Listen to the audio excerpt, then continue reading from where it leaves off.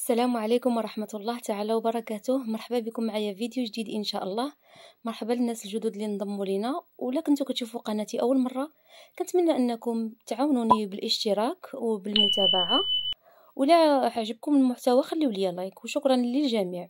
اليوم غادي نشارك معكم طريقة ناجحة 100% ديال الكنافة كيف ما تيقولوا هما بالقشطة، يعني معمره بواحد لافاخس بحال شكل مهلبي، راه كتجي بنينه بزاف وكتجي ناجحه. انا جربت بزاف ديال الانواع ديال الكنافه، وبصراحه هذه انجح طريقه من المراحل ديالها كاملين. لا المرحله ديال الكنافه، لا المرحله ديال السيرو، ولا حتى المرحله ديال الطياب.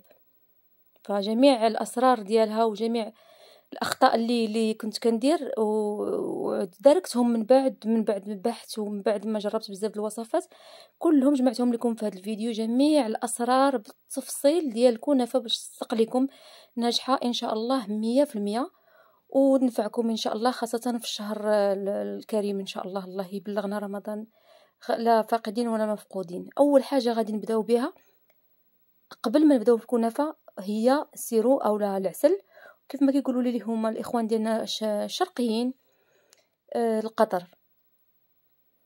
او القطر ما عرفتش. المهم كيديروا فيه 2 كيسان ديال السكر سنيده، وكاس ديال الماء يكون غليان، ونص حامضه العصير ديالها تكون صغيره.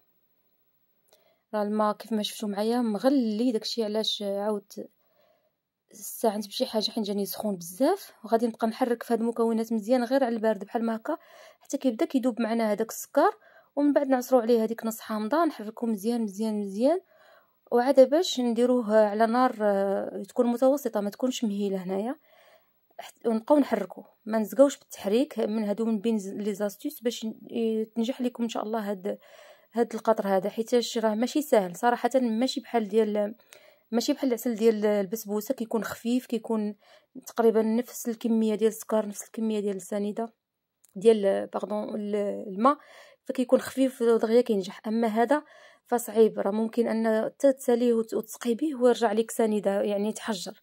فإلا بغيتوه ينجح لكم 100% تبعوا هاد الطريقه هذه بالتفصيل. حتى انا وقعت في هذاك الخطا، وكان شحال مره فشلت لي الطريقه، اما هذه فراه ناجحه 100%. هنا ملي بدا كيغلي كيطلق واحد الكشكوشه خفيفه، على حسب النوعيه ديال السكر. الا كان شي نوعيه ديال السكر خايبه راه غادي يطلق لكم بزاف الكشكوشه، حيدوها كامله. انا هنا النوعيه ما بيهاش، فطلق غير شي شويه ديال الكشكوشه، فضروري اننا نحيدوها. ومره مره كنبقى كنحرك. ملي كيبدا كيغلي بحال ما هكا كيف ما كتشوفوا هنا صافي، ملي بدا كيغلي مزيان نقصت عليه النار مهيله، وغادي نخليه مده 20 حتى ل 25 دقيقه وهو فوق النار. ها هو هنا راه باقي جاري، راه غادي يبقى حتى غادي يعقد واحد شي شويه فوق النار. فهذه يعني حاجه مهمه بزاف، ما تستهنوش بها باش ينجح لكم هاد العسل هذا. ما بين ما وجد القطر انا مشيت كنوجد الكنافه. هنا عندي كما كيقولوا له هما السمنه، وحنا تنقولوا ليه السمن المذوب، حنا المغاربه تنقولوا السمن المذوب، كيكون مصاوب بالزبده البلديه، وتيكون المذاق ديالو ما فيهش مذاق السمن، ولكن فيه مذاق الزبده بحال البوغ نوازيت ملي كنصاوبوها. فالمذاق ديالو كيكون زوين بزاف. عندي كاس، خذوا اكبر كاس عندكم في الدار هو اللي غتعبروا به. وهنا عندي نص كيلو ديال الكنافه، يلا خرجتها من الكونجيلاتور. غادي نحاول نفككها هكا بيديا باش نطحنها في الروبو. الا عندكم الهاشوار استعنوا بها، الا بغيتو تقطعوها غير بالمقص رقيقه قطعوها، بغيتو تفرتوها بيديكم راه ساهله، راه ماشي صعيبه. غير انا بصراحه كتعجبني تكون مطحونه مزيان، كتجي ناجحه بزاف، كتجي مقرمشه، كحسن ما كتعجبنيش تبقاو فيها الطروفه. راه وريتكم هذيك السمنه ملي درتها في الميكرووند ودابت مزيان. هنا غادي ناخذ الروبو وغادي نبقى نطحن بالكميه، وغنخليه كيتطحن مزيان حتى كيولي عندي بحال البودره. انا بصراحه هذه الطريقه اللي كتعجبني، ما تيعجبنيش يبقى متكتل ولا يبقى فيه طروفه كبار. فغنبقى بهذه الطريقه هذه حتى نكمل الكميه ديال الكنافه كامله نطحنها، ومن بعد غادي نكملوا ان شاء الله الطريقه. ومن طبيعة الحال ماشي ضروري تكونوا مخدمين السمن المذوب، فطبيعة الحال غادي تعوضوه بالزبدة الحيوانية. إلا ما توفرش عندكم هاد السمن المذوب غتاخدوا كاس كبير وغادي نديروه في شي كاسرونة وتخليوه حتى كتولي بيغ راه الأغلبية ولا كلشي عارف الطريقة ديالها ساهلة.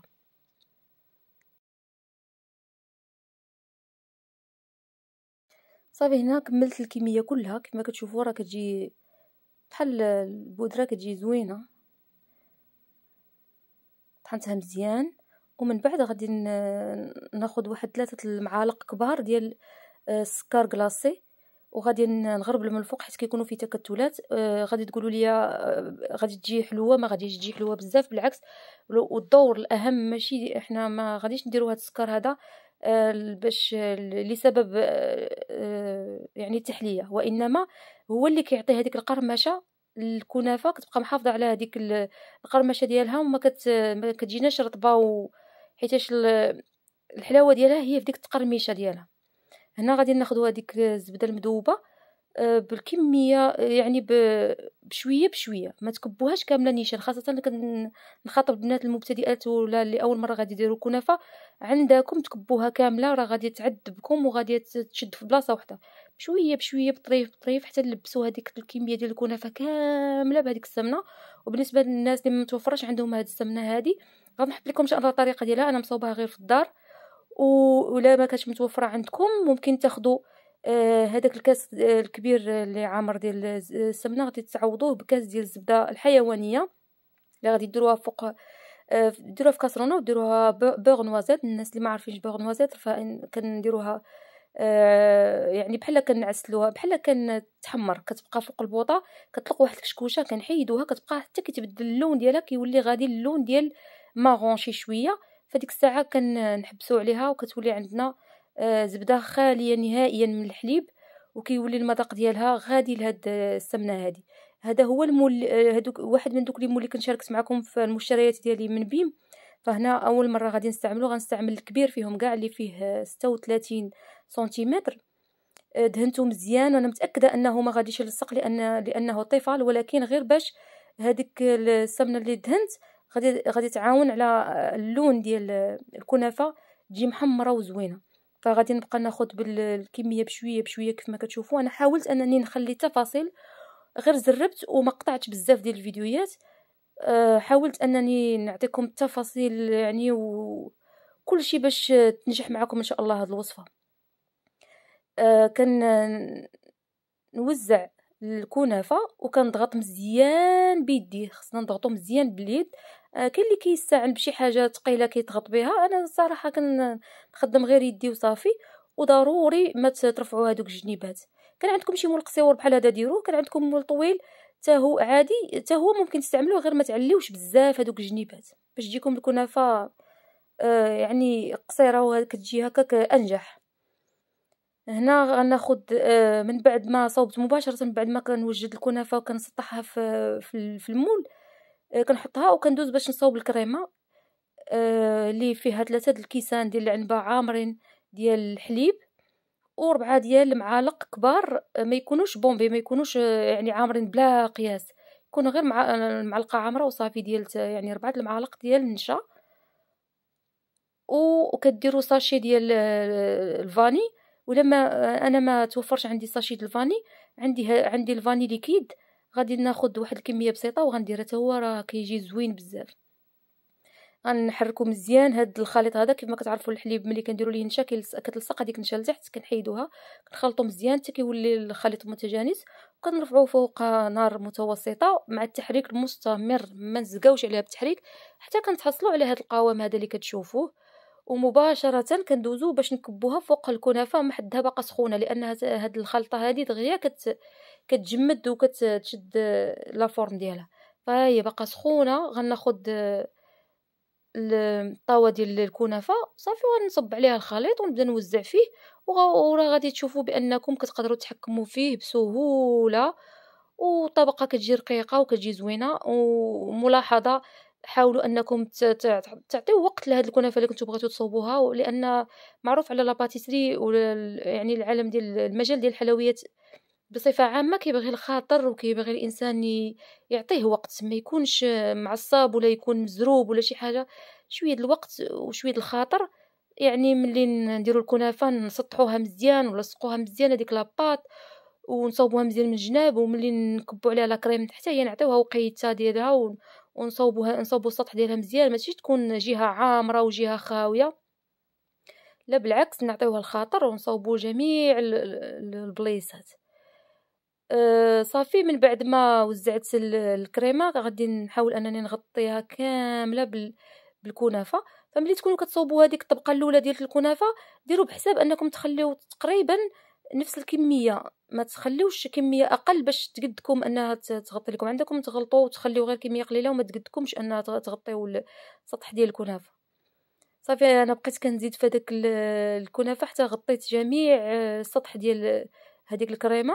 فين ما بانت ليا شي بليصة خاوية كنبقى نعمر فيها، وكتضغطي غير ما تضغطوش بزاف، كتضغطوا عادي غير ما تضغطوش بزاف، لان هذيك الكريمه دغيا كتبرد كتشد واحد لا فورم وكتعاوننا اننا بحال هكا نقرصوها. صافي مباشره كندخلها الفران من التحت حتى كطيب مزيان من التحت. باش كتعرفوها طابت من التحت كتكون الجناب ديالها من الفوق بان فيهم الحموريه صافي، وكنشعلوا عليها من الفوق. هنا راه اعتذر على المنظر ديال هذا البلاطو، راه هو الوحيد اللي يقدر قبل عليها وقدر ان يعني لقات شي حاجه اللي تهزها تبارك الله، كبيره بزاف حتى تبصيل ما قدها تبارك الله. هنا القاطر من بعد ما خرجتها مباشره وهي سخونه بزاف، هو راه بارد كان برد معنا، ضروري انه هو يكون بارد وهي تكون سخونه، فكنوزعوه بهذه الطريقه هذه. كيف ما كتشوفوا راه القوام ديالو ثقال، وكنبقاو كنوزعوه، ما نحاولوا ما نكبوش في الجناب بزاف، غير نعاونوا بشي سباتولا بهذه الطريقه هذه. راها كتشرب هذا الخليط كامل وما كيمشيش لينا يعني في الجناب دغيا غادي مع هي سخونه وهو بارد كتشرب هذاك العسل، وكتجي في نفس الوقت كتبقى محافظه على القرمشه ديالها. يعني علاش كنديروا حنا هذا العسل ثقيل؟ باش تحافظ على ديك القرمشه وتجي في نفس الوقت ملينه. والبسبوسه باش تجي هشيشه كنديروا ليها القطر اللي يكون خفيف بزاف بحال شكل السيرو. صافي هنا من بعد ما كبيت الكميه كامله كنخليها غير واحد 2 دقائق 3 صافي كنجي كنلقاها شربات هذيك الكميه كامله ديال العسل. كما كتشوفوا قربتها لكم راها كتجي مقرمشه، وهذاك العسل حتى هو رجع معنا ناجح بزاف. هنا فاش صافي شربات العسل كامل، بالنسبه للتزيين ممكن تخليوها غير هكاك راها غزاله، ممكن انكم تزينوها بشويه ديال الا توفر البيستاش مهرماش، اللوز مهرماش، كاوكاو مهرماش، اللي كان. انا لقيت شويه ديال هاد اللوز افيلي حمرته وزينت به، ممكن تخليوها غير هكاك راها كتجي زوينه. صافي وغادي نقطعها معاكم وغادي نشوفوا كيفاش كتجي. راه كل طبقه كتشد بلاصتها، الطبقه الفوقانيه التحتانيه والكريمه كتجي في الوسط وكتبقى مقرمشه. انا هنا خليت لكم اكسبريس صوت باش تسمعوا هذاك الصوت ديال التقرميشه ديالها.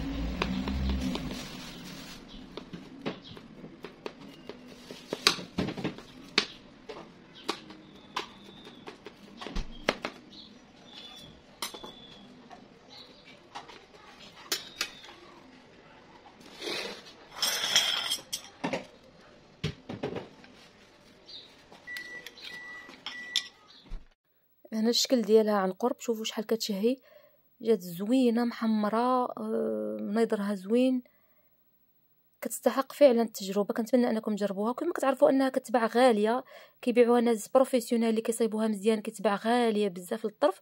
وحتى كاين في بعض المحلات اللي يعني الجوده ديالها عيانه بزاف والمذاق ديالها خايب، وكتباع بكثر من 13 درهم حتى ل 15 درهم القطعه الصغر من هذه. ف يعني اللي صوبتيها في الدار كتجيك اقتصاديه اكثر ولذيذه بزاف، كتبقى محافظه على هذيك القرمشه ديالها. كنتمنى ان هذا الفيديو يكون نال اعجابكم، ولا عجبكم المحتوى ما تنسونيش بالاشتراك والتعاليق ديالكم اللي كتحفزني. وشكرا لكم على حسن المتابعه، والى اللقاء في فيديو قادم ان شاء الله. خليت لكم الراحه.